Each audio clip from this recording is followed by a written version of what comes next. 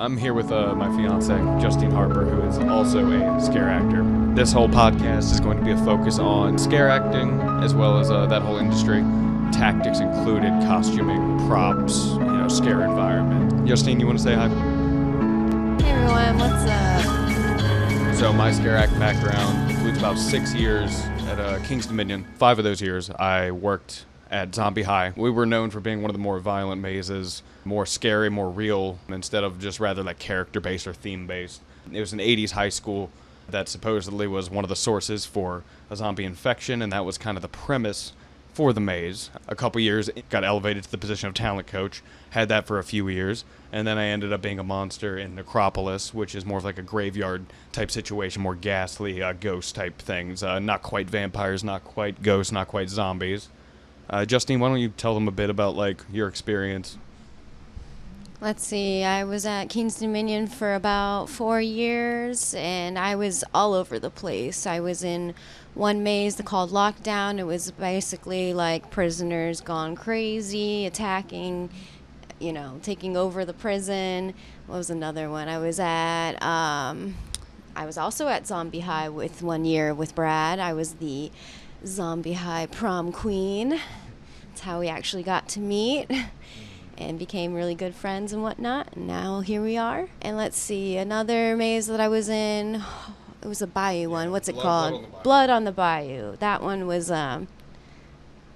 interesting, a bit racy, honestly. It wasn't the greatest move on King's Dominion's part, but it was still a pretty cool, swampy looking, very pretty decorated maze that they had. And then my very last year, I got to roam around in the front of the park area, basically just, almost a little photo prop masquerade, ball gown outfit. It was a lot of fun, though. Yeah, what I think is interesting about a lot of scare acting stuff is that there's so many dimensions to it. One of the things that they try to nail into our heads was levels to everything, and that really does apply to this industry, especially with like scare acting. Your context is extremely important. Got into this career basically through King's Dominion, who was previously owned by Paramount Pictures and is now owned and operated by Cedar Fairs, who has about 12 different parks across the United States. I started out in Zombie High. As coming into like any scare acting position, you see all the advertisements and you kind of like hear your friends talking about it. Like this job appeals to a younger audience, but quite honestly, we had everybody that was like 14-year-olds all the way up to like 70-year-olds working here. Pretty much everybody could like fit kind of a role, and this applies to like most places, not just King's Dominion.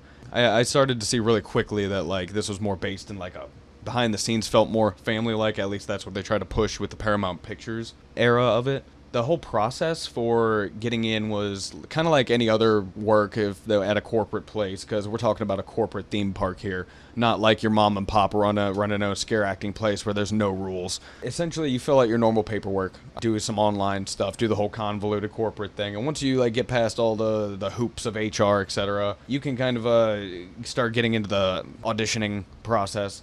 And the auditioning process is as awkward as you could like imagine it could be. It's strange. Like, imagine being in a room full of 20 people and you don't know each other and you are asked to basically make a fool of yourself and hope that you make it. It's an awkward scenario, but you have to get over that awkwardness in order to do the job. It makes sense why they would do it, but it is daunting and scary when you go in this room and there's a huge group of people and you're asked to do these weird tests, like, here's this picture of a monster. Now, you have 10 seconds to act out what you think that monster would do. And you have the span of 5 seconds to think of this and then just go. And you have to trust your gut and just hope you don't look like a fool. They would put you through a few like random tests like that, and quite honestly, it kind of depends on the place, obviously, but in our experience, it's like you would pretty much get hired as long as like you didn't just sit there and do absolutely nothing. Like if you actually tried, if you actually paid attention, they would pretty much like put you somewhere and you could learn the ropes. One of the main things that they did was we would have to stand in a line and we all had to like go down and each make our own individual kind of noise, like some kind of scary like something. It was awkward the very first time, but after that you just kind of get your scary noise, and if you go through auditioning again, it's not that hard.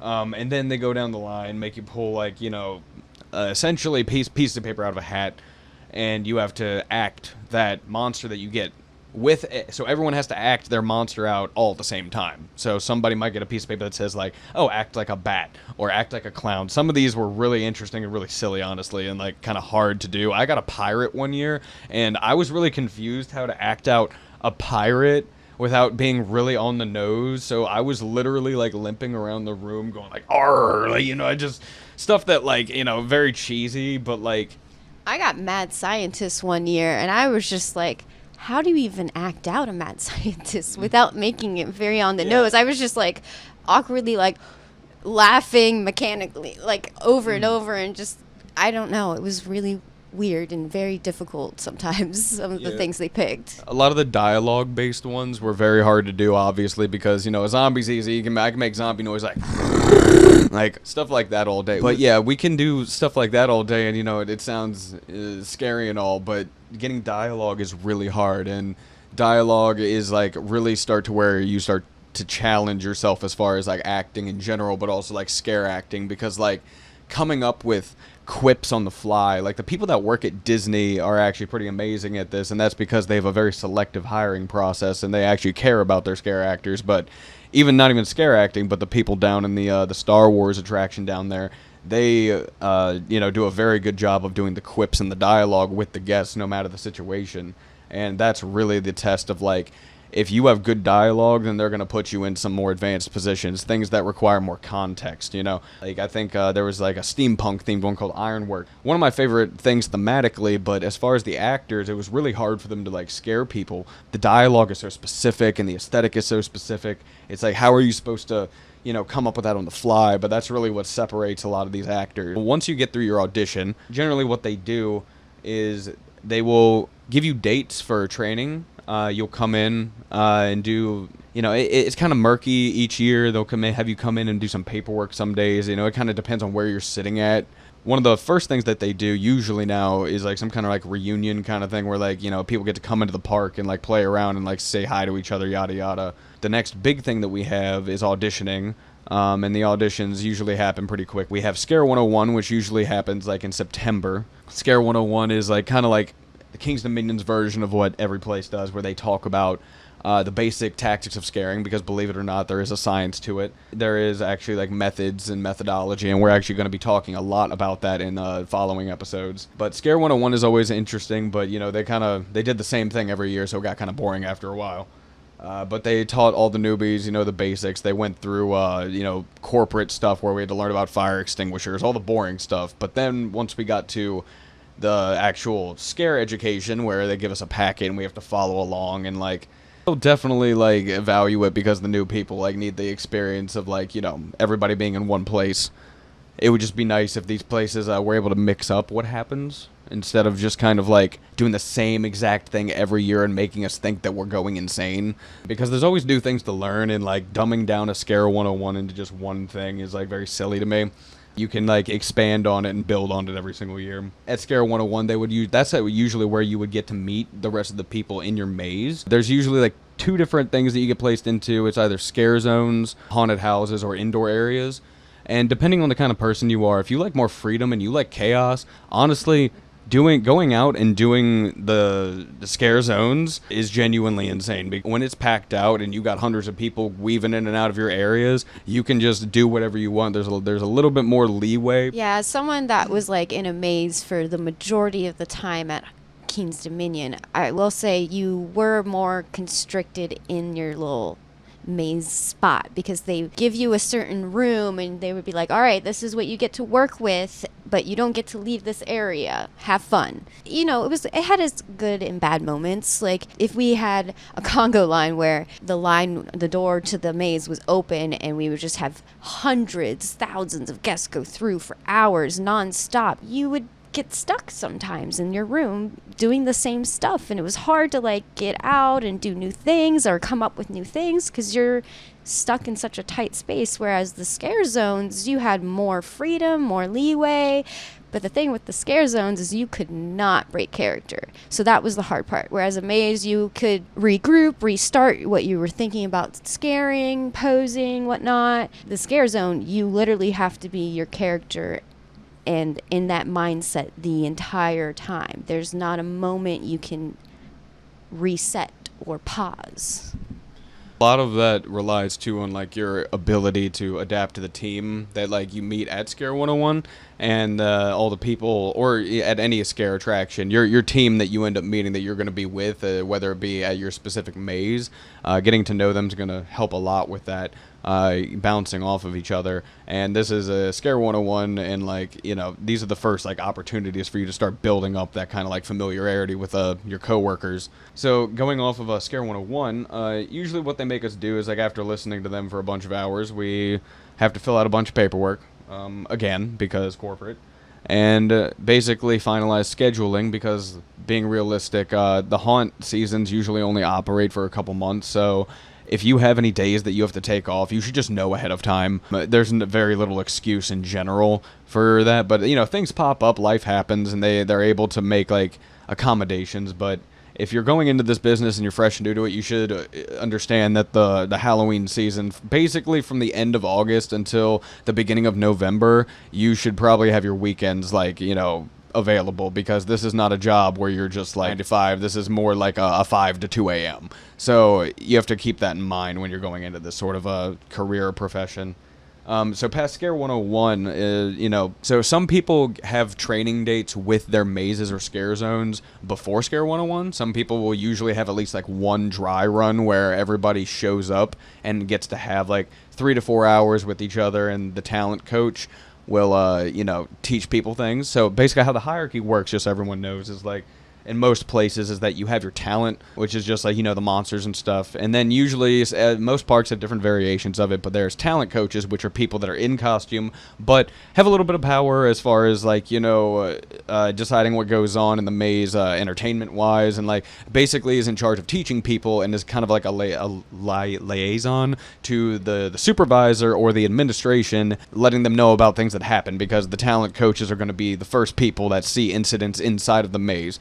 Supervisors that are good will be inside all the time, but that's not quite how that works. So a lot of supervisors will not be there to catch everything. So the talent coaches kind of get the brunt of like the issues. They get to scare and they get to deal with people's stuff. Above the supervisors, there's usually like in entertainment and theme parks, there's like area supervisors, and this is when we start getting into like the hierarchy territory that's like out of the haunting range. This is no longer like the haunt itself. You'll be getting more into like the entertainment divisions here, and like, you know, that it starts getting way more corporate, and these people are still plugged into their talent and actors, but depending on where you're at, if it's really corporate, this is where a lot of disconnect starts to happen, and people that are not caring enough will not care enough about their talent, and you know, the product will suffer. The scare acting will suffer because of that. The biggest key to a successful haunt, from with our years of experience, is happy employees and happy monsters. If you don't have happy monsters and happy creatures, no, they're not going to care. The customers are going to come through and be like, why are those people just standing in the corner? You know, you have to remember to treat them well first, and then the entire experience will happen very well. But that being said, after Scare 101, when you get into the different training sessions, the first dry session that we just talked about has no costumes at all.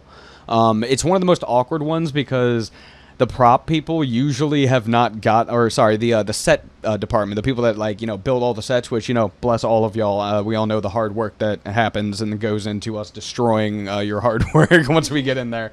Basically, the first dry run, you know, we go in, you don't have any costumes. The maze or scare zone usually isn't fully set up. There's stuff missing. You're all getting to know each other too, like your teammates. The big thing that they taught us during these dry runs with no costuming or anything, and the lights are fully on sometimes, and how they schedule it is that other mazes and other scare zones will come through yours, so you practice on each other. And these are usually experienced people that, you know, scaring customers is one thing, but scaring your coworkers, that is an entirely different thing. These are professional scare actors, and you're trying to scare people with no costuming, with nothing, no makeup, nothing. You're no mask. You're just in your plain clothes, what you wore to your shift. And it's a lot of fun, but it's also very nerve-wracking for the people that are new to it. Yeah, it definitely breaks the ice and gets you out of your comfort zone. Gets to also, it's harder, I feel like, too, when you're scaring your coworkers, because half the time people are already used to being scared. They don't care. They don't easily get spooked. So you feel even more like an idiot sometimes. You're just like, oh, I guess this isn't working. Like, I don't know what I'm doing wrong. It's not until you actually get your real guest in that you can like work with what you're doing and what works and what you need to figure out and change. That hierarchy I was talking about earlier, one of the entertainment people, the main entertainment people are there pretty much for every single practice that we have. We have their opinions when they walk through, so we get the opinions of not just our coworkers and other scare actors and talent coaches, but we get their supervisor's opinion, as well as like the talent coordinators and all of their opinions. This is one of those things where how hands-on or hands-off certain people in the entertainment department are going to be. They might try to be adjusting you, but for the most part, they're overall hands-off. As long as y'all are just absolutely not getting it.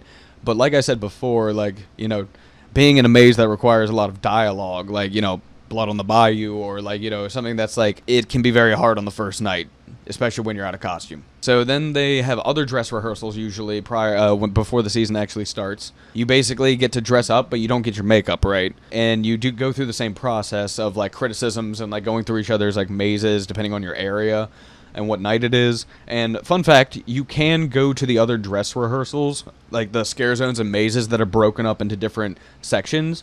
You don't get paid for that night. You just basically get to walk through and support your friends that are in the other mazes. And honestly, a lot of people make the drive to do it because half the reason we do this job is because we like this profession. It's not really just about the money. But the next rehearsal that you go to is going to be your full dress rehearsal. And that one is a lot of fun because although it's also the most inefficient and obnoxious, just because the makeup artists, this is usually their first run throughs as far as trying to get people done, and our artists only had about 15 minutes realistically, if you got lucky, maybe 20, to get your makeup done. And it was the first dress rehearsal was always a bit of a mess because people were they were trying to get their 15-minute thing down, and some people came out looking like a mess, some people came out looking amazing. The rule of thumb there though was you don't talk crap about people's makeup, simply because it creates a toxic environment. Some makeup artists are still learning. That doesn't mean you can't necessarily criticize them. You just have to, bring some things to their attention. If you're supposed to be a zombie and you look like a clown, that is a problem. The makeup artists are not immune from being bad at their jobs. But for the most part, most of them are very good, and the environment is very accepting. So the dress rehearsal is, basically 2 hours of getting ready for 1 hour of action, if that. Quite honestly, every time we did dress rehearsals, we had the mazes run through a couple times beyond that. And as you get closer to the season, you kind of get more antsy, and you're just more all right, let's just have the first night so I can actually break the ice and get into it. Between the dress rehearsal and the first night, they hold other kinds of training, which we'll have other episodes about this. We're going to have our friend Zach on here to talk about slider training because he is arguably one of the best sliders in the entire state of Virginia. I want to explain what a slider is for our audience. Yeah, so if you don't know what a slider is, they're the people that wear the pucks on their hands, they wear knee pads, and they shoot themselves across asphalt really fast on their hands and knees, and they have to go through even more training than the normal scare actors properly do this. And if you usually the policy is if you screw up and you barrel into a guest, you might get forgiven a couple times here and there depending on your relationship with depending on how the customer freaks out and how you interact with your bosses. If they don't like you, that's grounds for termination right there. So being a slider is some very serious stuff, but very hard. And I think stoat walkers and sliding and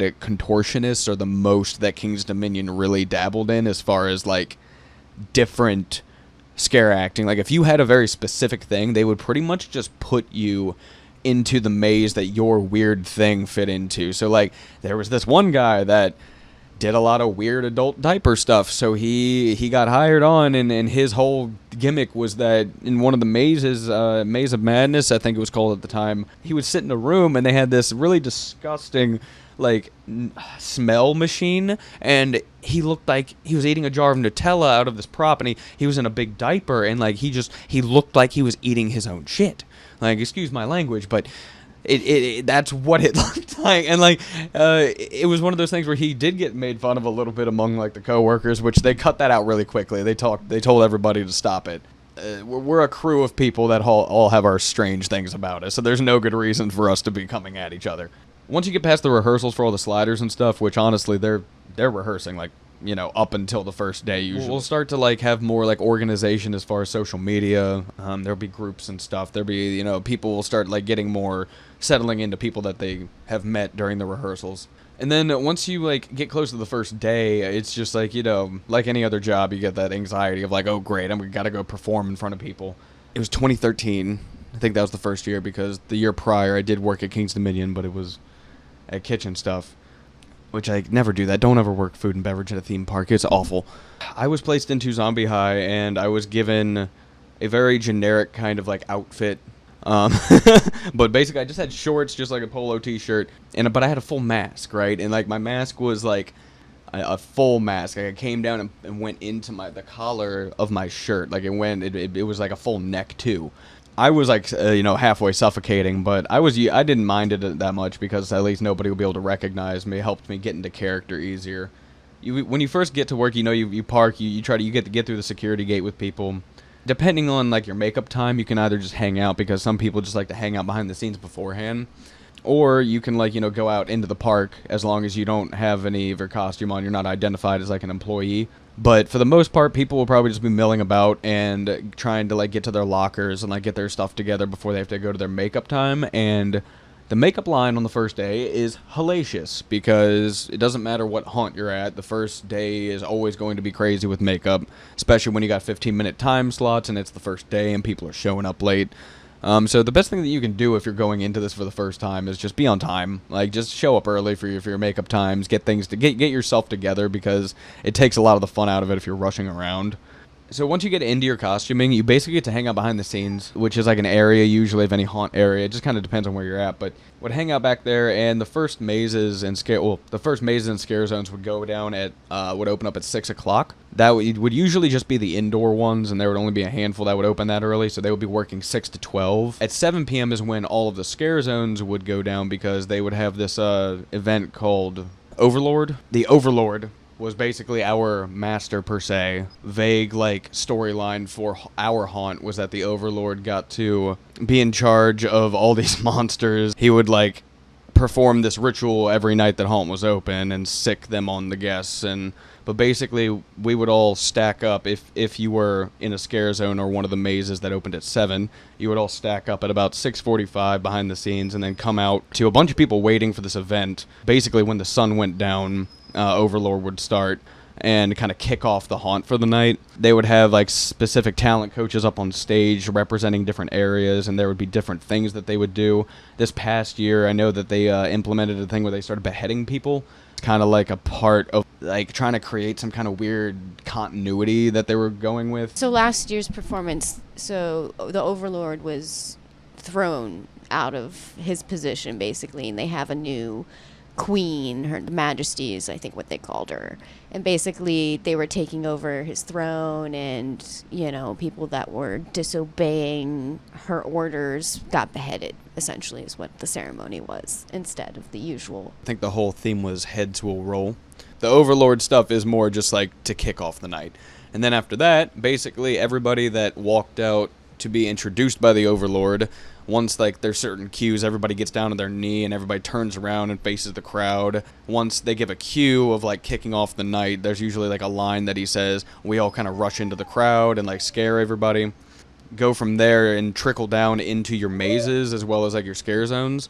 But most of the mazes will probably already like be down there by the time like Overlord is over. And a lot of haunts have this kind of kickoff ceremony if they're like theme parks and corporate. If they're more of like the mom and pop stuff, you're not going to see that sort of thing. Maybe on the very first opening night, but not every single night. And it's a lot of fun participating in Overlord, but not a lot of people don't get to do it because they're in the 6 o'clock mazes. So if you win Monster of the Night or you get recognized, you usually get to like stay behind and like go and participate in the Overlord and then just walk down to your maze like afterwards. Keep in mind that a lot of the stuff we're talking about is through the lens of King's Dominion, so it's not, applied to every single haunt, but this is kind of how it ran for us. So let's see, the first interview I had for scare acting, walk into King's Dominion, HR building, filled out some paperwork, boring stuff. Then you walk into the room with the 20,000 other people. I remember that, the first thing they asked us to do was make a noise. They were like, yeah, any noise. Don't scream, please. Don't make a scaring like, ah, don't say boo. Just make a scary sound. And I literally just, when it was my turn, I froze. I was like, I have no idea, because all these other people did these awesome sounds. And I was like, well, I don't want to like repeat myself. So I just kind of froze, and I was like, I just made a little squeak noise, and they were like, what? And I was like, yeah, that was it. It was so embarrassing. I was like, I should just walk out now. Like, I was like, what am I doing here? And then they asked us, random question that, like, what's your favorite scary movie? What's your favorite holiday? But then it picked up better. I got a little into my zone finally once we got to pick out a character from the hat. Like I said earlier, I got the mad scientist. I was like, of course, I couldn't get like vampire, something easy that. And then finally they had a picture of the little furry monster, and they were just like, act it out. So I was just like rolling around making a fool of myself. At the end of it, my friends laughed at me. They were like, there's no way you're getting a job. You did horrible. That was pathetic, Justine. Like, why did you even bother coming?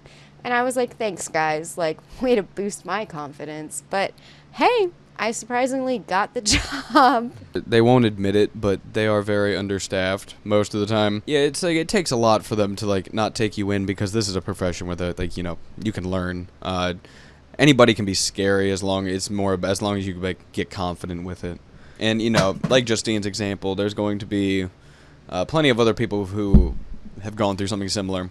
All my life I've been on a very big zombie kick, so I just sort of embraced it. I sort of realized that I was going to be more of like a fast-paced like kind of zombie, and I made the mistake initially, which a lot of people do, of like saying words like as a zombie, which like that should have been common sense. Checked real quick about that, because I would say like some words here and there because like I just needed to change it up. But the first night of scaring, like once I settled into just making the zombie noises, it actually like started to flow really well and really easy. We're one of the 6 o'clock mazes, so it's we were 6 to 12. It's quite literally 6 hours, 5 hours. I think on Sunday nights it might be only 3 or 4 hours, just straight scaring. Like, and for the people that were not prepared for that, they had a very big surprise. And like I kind of like knew what I was getting into, because I had been like a customer going to King's Dominion for years, because like we live in Virginia, and that's people go to Halloween Haunt all the time. The difference from being a customer there and like getting to see like what's behind the scenes, it was just very, very mind-blowing that now I was the one behind the mask, and now I'm able to scare the crap out of these people, and like realizing like, oh, I need to pace myself, and drinking water is important, and oh yeah, they don't invest in AC in these buildings, so you kind of have to make your own AC by moving around. So you kind of like settle into how difficult the job is, and quite honestly the first weekend is where we start to see like people just drop off. A lot of these people think it's going to be an easy job where all they got to do is stand in a corner and like yell at people or something. That's not how this works. Like if you're not actually active, then like your talent coaches and supervisors are going to ask you like, well, we're paying you, why are you not doing your job? So even though it is like a fun profession, at the end of the day, it's a job. Perform and do decently well in order to like not like have them breathing down your neck. And quite honestly, it's like if you signed up for this job, like there are some hardships, and the talent coach should help you through that, because they're in there suffering with you for that same amount of time. So there is a lot of give and take like to scaring. Once you get past the sweating, which with my costume, with the neck that I was talking about, the full-on neck costume, you just get to a point where you're just like kind of basking in your own filth, and a lot of people like don't want to get past that. But that's a big part of scare acting, is that first hour of like you like going for a full hour, and you like look at a watch or finally get a time check, and it feels like 2 days just passed and it's only been like 30 minutes to an hour. That's really going to be like a defining moment as far as like if you're going to keep going. Because I know when I had that moment a few nights where I was just like, wow, I'm in this maze, I'm quite literally in solitary confinement almost, where you are just in one room and you have people coming by you, and you got to be scaring them. You got to be, getting creative. And I was restricted on my first night to basically 1 or 2 rooms, but I did have the lucky position of being a switch, or there's a bunch of names for it, but essentially you don't have a solidified P number And the P numbers are essentially how they designate where you are in the maze. You usually have to stick to that because your costume and your makeup and everything is geared towards that location in the maze for the sake of continuity. And telling a story.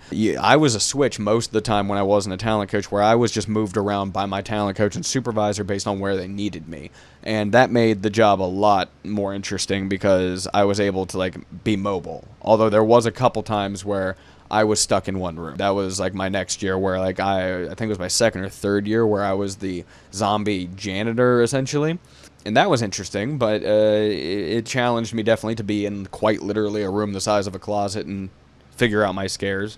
When you get stuck by yourself, there's people next to you, but, like, you know, you have wiggle room to go to them and plan scares. Most of my years, when I was in a maze, I was usually with another person, so we usually tag teamed. For a great example would probably be my first year at lockdown. I was supposed to be one of the guards. Prisoners were overtaking us, and I was in the executioner room, so I was in the executioner chair, pretending like prisoners just locked me in and they're gonna zap me. I'm trying to, like, get out before they murder me. So me and my partner would play off of it. Would sometimes snatch me and throw me in the seat and then turn it on, or vice versa. We just played off of it. I would pretend I was a machine, pretending like I was fake, and then he would, like, talk to them, and then I would jump out at them from the chair and they would get spooked because they didn't think I was a real person. You know, stuff like that, where you and your partner typically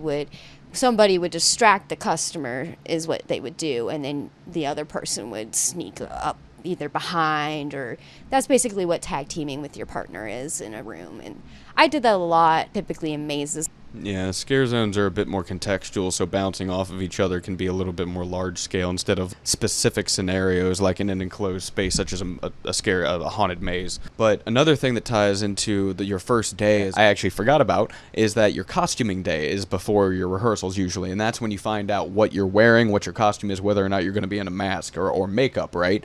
And everyone, you know, wishes to be in makeup because, you know, they don't want to be stuck in a latex mask. The only way to get out of it was by, like, you know, getting a doctor to sign off that you have claustrophobia or something that literally keeps you from, like, you know, wearing a mask. A big thing that they would make us do during our rehearsals is that you had to create a character, right? Like, once you figured out where you were in your maze, as well as, like, the context of your character, and then once you got your costume, then you could start really building a character. And this is something that I emphasize with my zombies a lot, is, like, at the end of the day, everyone has a story leading up to when they became a zombie. That's kind of like a very fascinating aspect about the zombie thing in horror, is that it appeals to everybody because there is a story that can be told of somebody turning. And then in any scare acting scenario, you need to build that character so that way you can go back and bounce off of that context when you run out of ideas for scaring. Like, for example, the janitor he was an alcoholic that worked at this high school, and I bounced off of the context of it was a high school in the 80s by, you know, kind of tuning into that era as far as, like, context and what was going on, and being able to use that in certain scenarios, because there was a little bit of wiggle room with some people in the zombie high maze where you could, like, be a human because it was dark enough to where you didn't look that messed up, and I was able to do that and bounce off of context from the 80s as well as the context of, like, what happened at the school. Not everybody had to do it. It wasn't really a requirement, but something that I made, like, my zombies do is, like, create a story around your character and how they got where they are. Who, what, when, why, where, how, etc. You do that, you'll be golden. Because at the end of the day, like, when you're acting and when you're doing, like, especially horror, like cosplay acting, like, you're sectioning off yourself. You're creating, like, different mentality and character to really, like, help sell your scares. Because at the end of the day, it's not about the costuming, it's not about the makeup. That all that stuff helps. Like, it helps create the masterpiece, but at the end of the day, a Ferrari is just a paperweight until you put a driver into it. You have to really put your effort forth, create that character to create really good authentic scares, and your coworkers should also be able to read your context, because we would have to type them out. Some people would make, like, a book long of their characters. Some people really took this stuff seriously because they really liked it. Some people, however, gave a notes app, like, quick thing that they just came up with on the fly because they did not want to put that level of effort into it, which, it's fine. Everybody gets there. I was totally guilty of that. I would come up with a thing and I would work on it throughout the season, and my character build would be complete by the end of the season, so it's fine. You don't have to have a full book. But yes, you should at least know when, where, what, and all that good stuff that he was saying.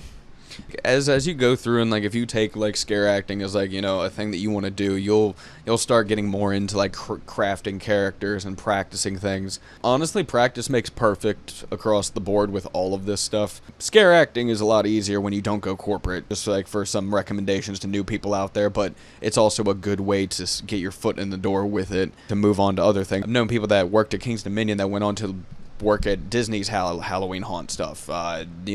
People that went on to work in different things. We personally moved off of King's Dominion and started working with our group Synasteria, which is more performance based, but they also do a haunted house that with coronavirus and everything that might not be happening this year. And I feel like it is important to bring up the context of coronavirus in the scare acting industry right now. I'm so upset that, it's going to be very limited, and that, we're not going to be able to do all the things that we usually do, because Halloween is kind of like a religion for us. I even, tell my professors that, this is a religious holiday. I actually notify them of it.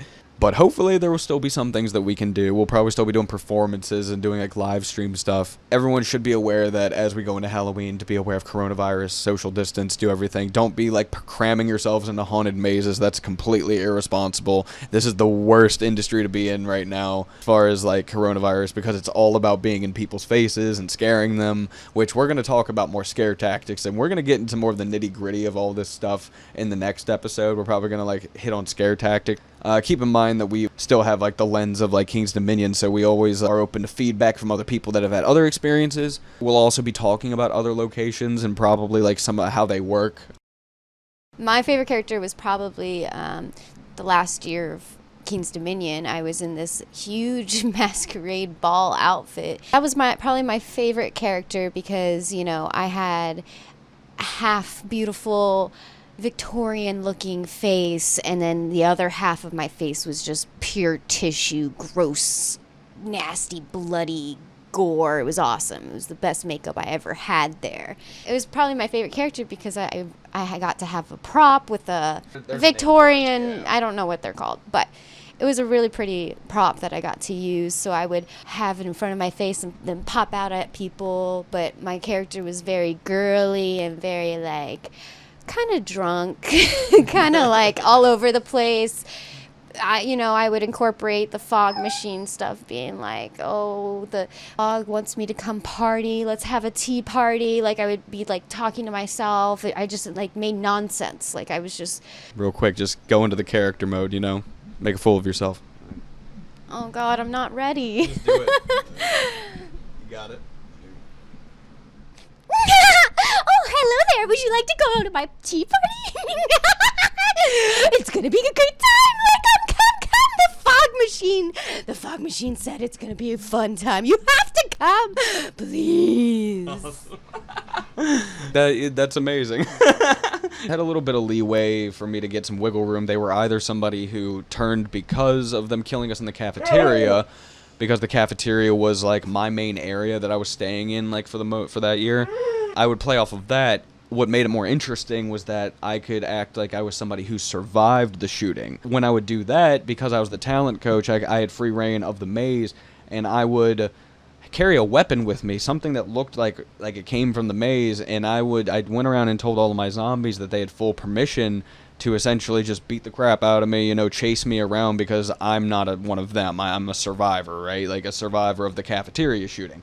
And I would give guests vague context, because when you're working there, you can't get up in people's faces and be like, I got shot by the U.S. military. We had to be a little bit more politically correct. We would imply certain things like that, and giving the context that you sprinkle in throughout the maze, because I would be able to meet guests at the front, and I would come crashing around the corner and just look terrified out of my mind, and just be telling them that to be quiet, and I would be backing up, leading them through the maze, and then one of my zombies would come out the cut and just slam me into the wall, make it look like that we had just gotten ambushed, and that would just really immerse the people into the area. So that was probably one of my favorite characters I did, just being able to immerse people within like that context, even though it's kind of hard to budge out of zombie roles as far as like, you know, what you can do. If you have some wiggle room as far as just being dead and alive, like, it helps. I loved being able to run around and pretend to be a victim while all of the zombies just, you know, mess me up. We had a lot of different characters that we could play off of too in the maze that were, most of them were just like zombies that I would, do the run of the mill, like, beating each other up sort of thing. But then we had people like the principal, which, shout out to Principal. He was amazing. Principal Allen. He is one of the coolest dudes that I've ever met in this industry, probably. We also had like a nurse, which the nurse was a little gray area. We weren't very sure what was going on with the nurse's character most of the time. We were like, are you turned? Do you know what happened? Like, we didn't really know. There was a secretary, which the secretary also did an amazing job. The secretary and the principal were returners like every single year. So it was nice having like that kind of like dynamic going on where I was able to also interact with other victims and we were able to kind of like give context to the guests. Well, so the cool thing about the zombie maze is that the principal had like a PR system. So he would turn it on and like say all these funny things or like be like, someone come help me. And like it would be broadcasted throughout the entire maze. So that was something really cool that Kingston Minion incorporated for his characters. So that way people got more context of what the heck is going on, like what happened to these people. He was able to give more of a story. PA system, verbal typo there. But yes, that was probably one of the coolest things. Like, they did not have a PR system in Zombie High. We did it. Although the principal did a couple times make quips at the guests, being like, "Go talk to HR." Like when they would get he would be going to PA and be like, "Go talk to HR," or just something like that when people would get upset with him. This is the Scare Actor Podcast. We might come up with a different name. I don't know. That kind of sounds like it rings. The Scare Actor Podcast, and we'll talk to you guys in the next episode. You can also follow all of our work and stuff on Monumental Media, on Instagram, Twitter, etc., on most major platforms. Also, check out Sinisteria. You can find them on mostly Instagram, and that's our personal haunt group that we work with right now. Stay scary. Happy Halloween. It's only September 7th, but 'tis the season. Be safe.